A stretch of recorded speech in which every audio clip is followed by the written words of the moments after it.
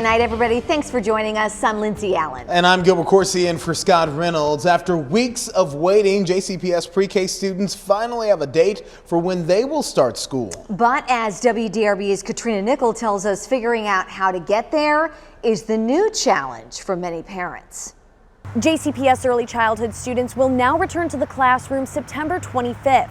But first, not without the district making major changes to how those students will get to and from school. We need to, get back into the normal swing of things. After weeks of waiting and families having to figure out backup childcare, My mom has to get back to her life. Christy McCarthy's twins will finally start their early childhood education program 4 weeks after it was supposed to begin on August 25th. We've really had to think outside of the box. To not overwhelm its already stressed transportation system, JCPS will scale back busing options for pre-K students.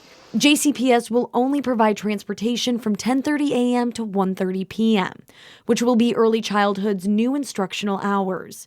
Beginning September 25th, only students with disabilities who have transportation listed as a requirement in their learning plan will get to ride the bus. Then October 9th, all students with special needs will receive transportation. Students without a disability will not be able to ride the bus. If we have early childhood transportation like it's always been, it would add about 125 routes to our current fleet, which we clearly don't have. Parents who wish to send their kids for a full 8-hour day will have to find their own way to and from school.